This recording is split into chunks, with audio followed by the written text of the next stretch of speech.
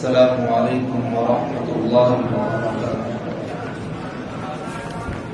الحمد للہ وکفى وسلام علی عباده الذین اصطفى، اما بعد، قال اللہ تبارک وتعالى في القرآن المجید والفرقان الحمید: اعوذ باللہ السمیع العلیم من الشیطان اللعین الرجیم، بسم اللہ الرحمن الرحیم، الحمد للہ رب العالمین، الرحمن الرحیم، مالک یوم الدین، صدق اللہ العظیم۔ ایک بار اللہ کے حبیب تاجدار دو عالم احمد المجتبی محمد مصطفیٰ صلی اللہ علیہ وسلم پر بآواز بلند درود شریف کا نذرانہ پیش کر لیجیے۔ اللہم صل علی محمد وعلی آل محمد کما صلیت علی ابراہیم وعلی آل ابراہیم انک حمید مجید۔ اللهم بارك على محمد وعلى آل محمد كما باركت على إبراهيم وعلى آل إبراهيم إنك حميد مجيد۔ میرے محترم بزرگوں اور دوستوں، میں نے ابھی آپ حضرات کے سامنے نماز میں جو سب سے زیادہ پڑھی جاتی ہے وہ سورہ کی ابتدائی 3 آیت کریمہ تلاوت کی۔ بعض لوگوں کو یہ کہیے کہ الحمد پڑھیے تو وہ پڑھ دیتے ہیں، بھائی الحمدللہ رب العالمین الرحمن الرحیم نماز میں پڑھی جاتی ہے، عموماً سب کو یاد ہوگا۔ مگر کوئی اگر یہ کہے کہ سورہ فاتحہ پڑھیے تو وہ سوچنے لگتے ہیں کہ سورہ فاتحہ ہے کیا، کون سی ہے جزء سورہ۔ تو جو ہم نماز میں پڑھتے ہیں الحمدللہ رب العالمین الرحمن الرحیم، اسی کا نام سورۃ الفاتحہ بھی ہے اور اسی کا نام سورۃ الشفاء بھی ہے۔ یہ بات ذہن میں بٹھائیے، عموماً سب جانتے ہیں۔ قل هو اللہ کہیے پڑھنے پڑھ لیں، کہیے سورۃ الاخلاص پڑھنے تو وہ سوچنے لگتے کہ کہاں سے پڑھنا ہے۔ قل هو اللہ کا ہی نام ہے سورہ اخلاص، تو نام کے ساتھ سورہ کو یاد کیجیے تاکہ کوئی سوال کرے، کوئی پوچھے فلاں سورہ پڑھیے تو پڑھ دیا جائے۔ جو یہ سورہ فاتحہ میں نے تلاوت کی ہے یہ 7 آیات پر مشتمل ہے۔ اس میں اللہ کی تعریف ہمارا پڑھتے ہیں الحمدللہ رب العالمین، تمام تعریفیں اس اللہ کی کبریائی کو بیان کرنا ہے۔ آج غیر جو بت پرستی میں مبتلا ہے، وہ جھوٹے خداؤں کی طرف منسوب کر رہے ہیں دعوے کے ساتھ، چاند بنایا، فلاں سورج بنایا، فلاں دریا بنائے، فلاں زمین بنائی، فلاں فلاں فلاں فلاں۔ یہ بات ہمیں اور آپ کو بتانی ہے کہ چاند بنانے والا کوئی ہے تو وہ خالق خلاق ہے، وہ رب العالمین ہے۔ پہاڑوں کو جو صلابت عطا کی ہے وہ رب العالمین ہے، جو زمین کو فرش کی طرح بچھا دیا وہ رب العالمین ہے، اور زمین پر طرح طرح کی مخلوقات کو اللہ نے پیدا کی ہے، وہ رب العالمین ہے۔ تو اس آیت میں اللہ تبارک و تعالیٰ بتانا چاہتا ہے الحمدللہ رب العالمین، تمام تعریفیں اس اللہ کی جو رب ہے، پروردگار ہے، پالنہار ہے، کس کا؟ تمام جہانوں کا۔ ایک طرف اللہ کا دعویٰ ہے، تمام تعریفیں اس اللہ کا۔ دعویٰ کس چیز کا؟ تعریفیں کس چیز کی؟ تو اس دعویٰ کی دلیل یہ ہے کہ رب العالمین، میرا رب، میرا پروردگار جو تمام جہانوں کا پالنہار ہے، پالنے والا ہے، کھلانے والا ہے۔ الحمد دعویٰ ہے، اس کی دلیل یہ ہے۔ تو ہمیں اور آپ کو یہ بات سمجھنی ہے اور سمجھانی ہے کہ الحمدللہ رب العالمین، تمام تعریفیں اس اللہ، تمام تعریفیں اس رب کی، تمام تعریفیں اس پالنہار کی، تمام تعریفیں اس پروردگار کی جو تمام جہانوں کا پالنہار۔ اگر کوئی کسی عمارت کی تعریف کرتا ہے، بڑی خوبصورت عمارت ہے، اس کی تعریف کرتا ہے، تو وہ اس عمارت کی تعریف نہیں کر رہا بلکہ اس عمارت کے بنانے والے کی تعریف ہو رہی ہے۔ کائنات بڑی خوبصورت، کائنات میں طرح طرح کی مخلوق اور طرح طرح کی جنگلات، پہاڑ، دریا، سمندر، جھیل، طرح طرح کی چیزیں ہیں، خوبصورت ہے، تعریف ہو رہی ہے کس کی؟ کائنات کی نہیں، کائنات کے بنانے والے، کیونکہ اس رب نے بنایا ہے۔ تو اللہ تبارک و تعالی کا جو نظام ہے، جو کائنات کے نظام کو اللہ چلا رہا ہے، اس میں حکمت، اس میں مشیت پوشیدہ ہے، چھپا ہوا۔ ہم بڑی جلدی شکوہ کرتے ہیں، گلا کرتے ہیں، مصیبتیں آ رہی ہیں، دل مغموم ہے، دل صدمہ سے پھٹا جا رہا ہے۔ یاد رکھیے جو چیزیں کائنات میں ہو رہی ہیں سب اللہ کی مرضی سے ہو رہی ہیں، سب اللہ کی مرضی سے۔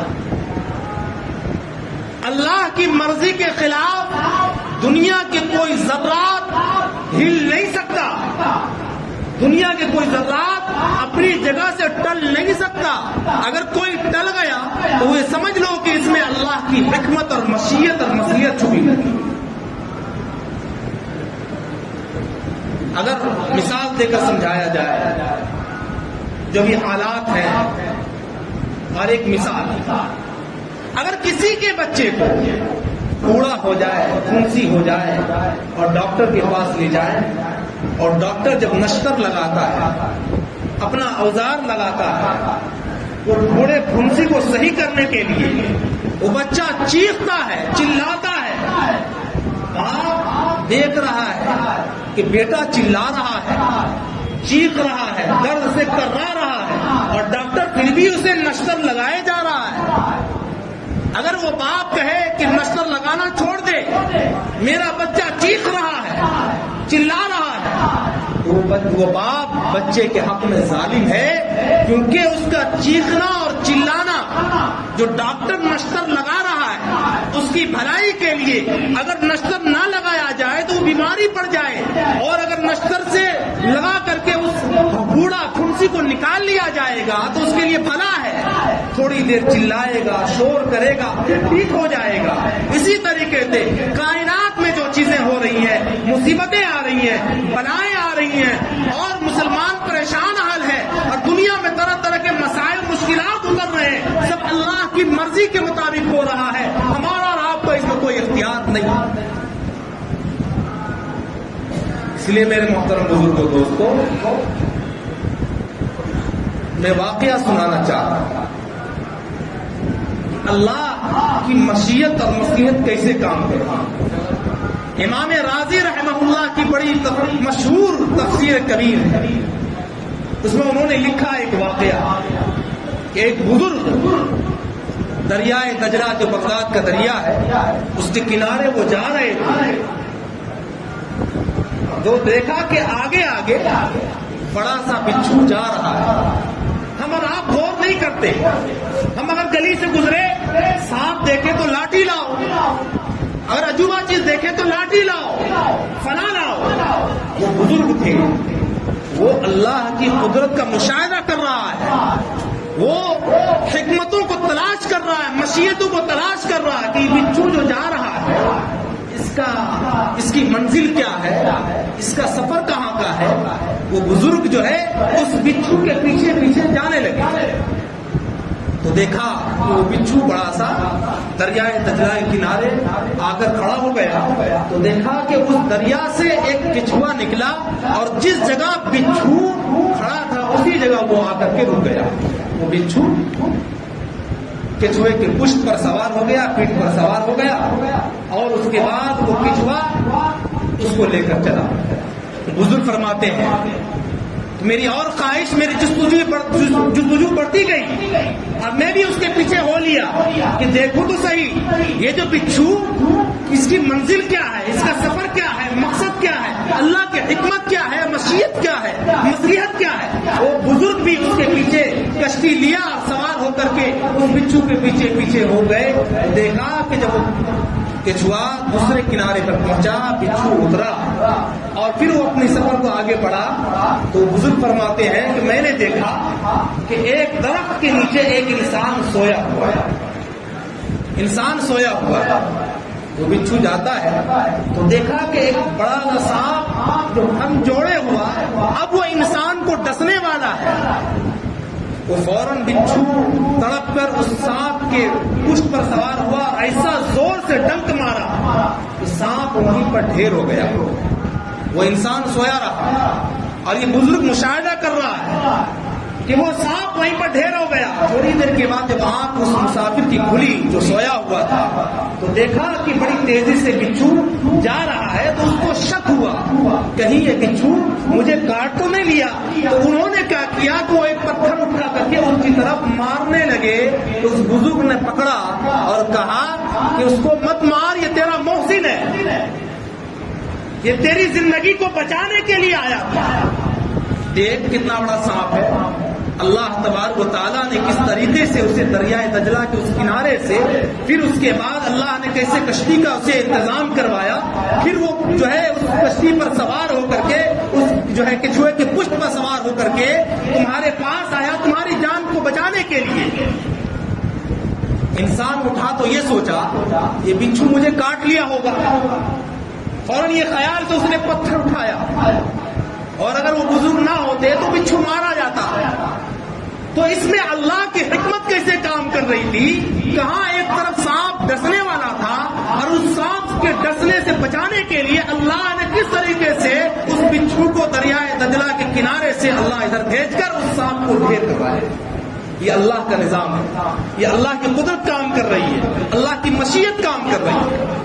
اسی طریقے سے حضرت موسیٰ علیہ نبینا علیہ الصلوۃ والسلام جب مجمع سے تقریر کر رہے تھے تو انہوں نے اس مجلس میں سے ایک شخص کھڑا ہو کر دعویٰ کیا کہ بتائیں اے اللہ کے نبی, اس دور میں سب سے بڑا عالم کون, سب سے بڑا جانکار کون. اور حقیقت یہی بات ہے کہ جس زمانے میں جو نبی ہوتا ہے اس سے بڑا کوئی عالم نہیں ہوتا, اس سے بڑا کوئی جانکار نہیں ہوتا. موسیٰ علیہ الصلوۃ والسلام نے کہا کہ میں سب سے بڑا عالم ہوں, میں سب سے بڑا عالم ہوں. جب انہوں نے یہ کہا کہ میں سب سے بڑا عالم ہوں, اللہ کو یہ بات ناگوار گزری. حالانکہ یہ ہونا چاہیے تھا کہ موسیٰ علیہ الصلوۃ والسلام یہ کہتے واللہ اعلم بالصواب, اللہ بہتر جانتا ہے کہ اس دنیا میں سب سے بڑا عالم کون ہے, کون بڑا جانکار ہے. موسیٰ نے کہا کہ میں جانکار ہوں, نبی تھے. اللہ کو یہ بات سخت ناگوار گزری اور کہا اے موسیٰ تجھے اپنے علم پر اتنا گھمنڈ ہے.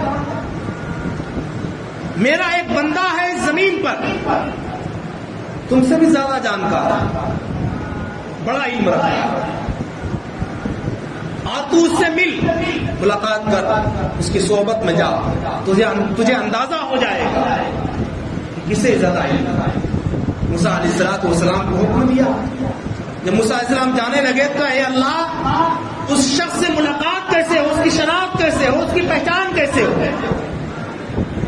تو اللہ تبارک و تعالیٰ کا ایک مچھلی لو اور اس مچھلی کو لے کر جانا, اور وہ مچھلی جب راستے میں جاؤ گے تو جہاں یہ مچھلی گم ہو جائے سمجھو وہی وہ تمہارا جس سے تمہیں ملاقات کرنا ہے وہی اس سے ملاقات ہوگی. اور حضرت موسیٰ علیہ السلام کے ساتھ جو ایک ساتھی تھے حضرت یوشع علیہ السلام, وہ بھی نبی تھے, وہ ساتھ میں تھا. تو چلتے چلتے چلتے چلتے ایک جگہ قیام کیا اور اسی درمیان وہ مچھلی نکل گئی, مگر یوشع علیہ السلام کو دھیان نہیں تھا. انہوں نے موسیٰ علیہ السلام کو بتایا نہیں. جب آگے گزرے تو موسیٰ نے کہا یوشع وہ مچھلی تو لاؤ. فوراً یوشع علیہ السلام کو یاد آیا کہ اے اللہ کے نبی وہ تو مچھلی جس جگہ ہم لوگوں نے قیام کیا تھا, ٹھہرا تھا, وہیں پر وہ مچھلی جو ہے سمندر میں چلی گئی.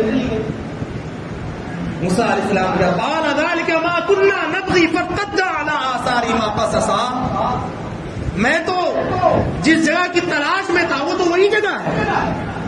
پھر موسیٰ لوٹے تو حضرت خضر علیہ السلام سے ملاقات ہوئی.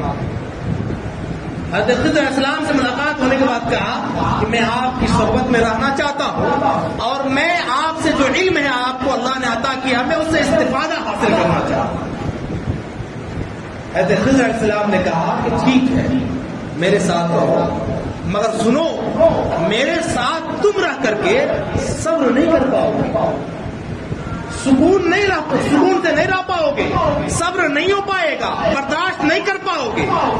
موسیٰ علیہ السلام نے کہا کہ میں صبر کر لوں گا، آپ اطمینان.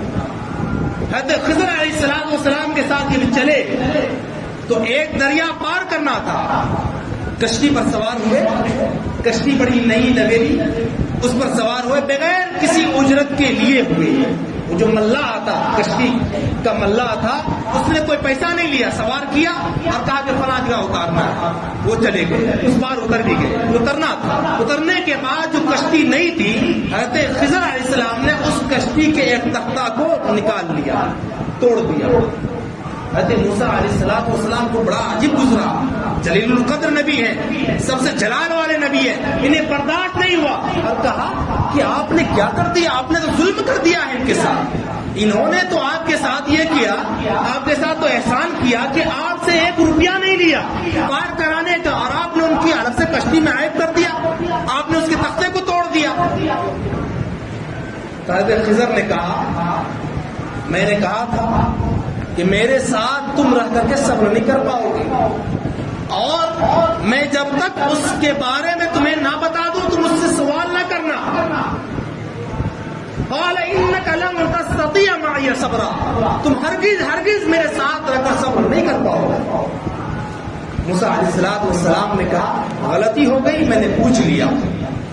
آگے بڑھے تو ایک میدان سے گزر ہو رہا ہے. حضرت خضر علیہ السلام پہنچے تو دیکھا کہ ایک نابالغ بچہ کھیل رہا ہے. تو حضرت خضر نے ان کے گلے کو ٹک دیا، گلا داب دیا اور وہ بچہ فوراً وہیں مر گیا. موسیٰ علیہ السلام نے کہا یہ تو بڑا ظلم ہے، قتل کرنا تو حرام ہے اور آپ نے نابالغ بچے کا قتل کر دیا.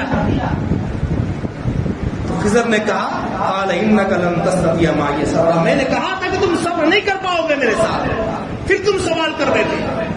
موسیٰ علیہ السلام نے کہا معاف کیجیے گا، انسان ہی ہوں، صبر نہیں ہوا، میں نے پوچھ لیا، میں آئندہ اب وعدہ کرتا ہوں میں آپ سے سوال نہیں کروں. ایک بستی میں گزر ہوا تو حضرت موسیٰ علیہ السلام ساتھ میں ہیں. تو خضر علیہ السلام نے کہا اس بستی والوں سے کہ میرے ساتھ مہمان ہیں، کھانے کا انتظام کیا جائے. وہ سارے کے سارے کہ بستی میں جتنے لوگ تھے سب کے سب بخیل تھے، کنجوس تھے.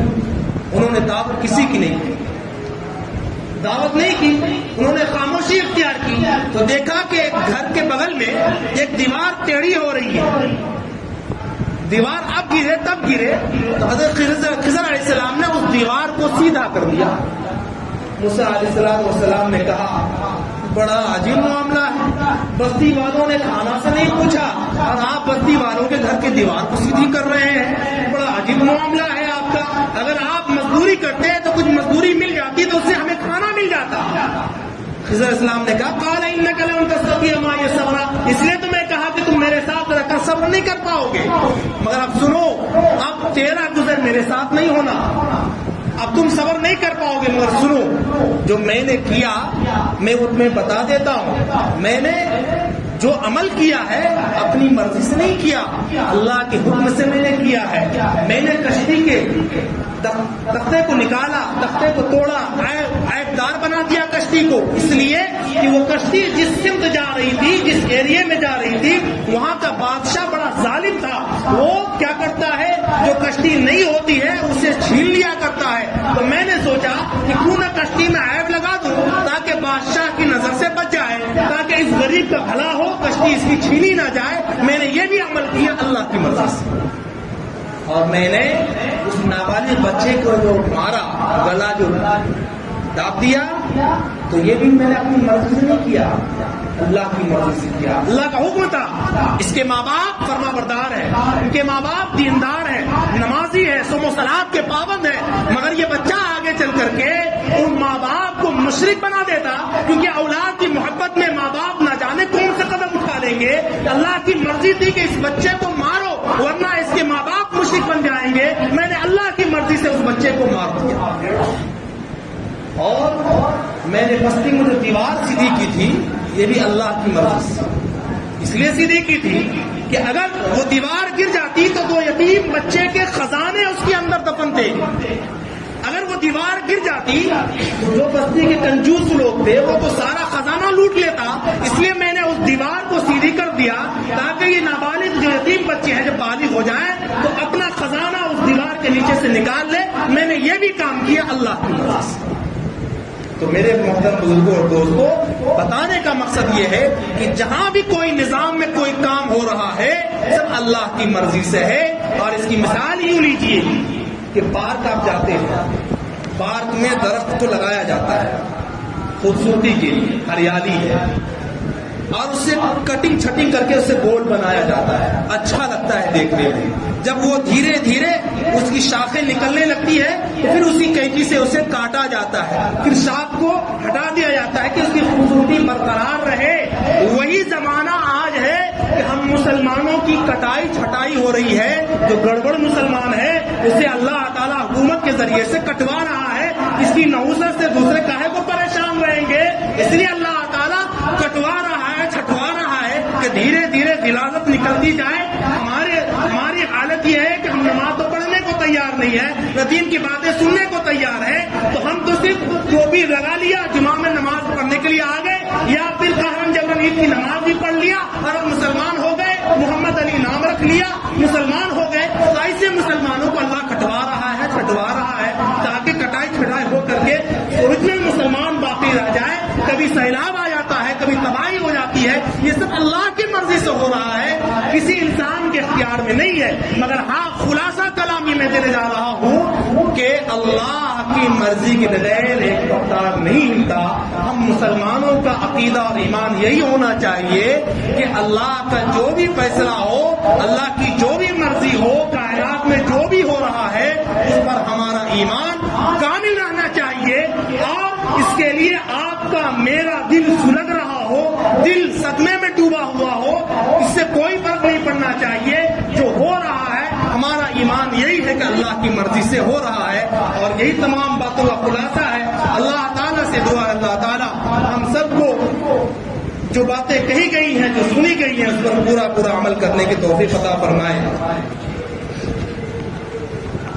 امارت شریعہ کی جانب سے ایک اعلان آیا ہوا ہے، اور ہمارے بیچ میں مولانا عبداللہ صاحب بھی تشریف رکھتے ہیں، امارت شریعہ ہی سے آئے ہیں آپ حضرات کے درمیان۔ بہار کے بیشتر اضلاع میں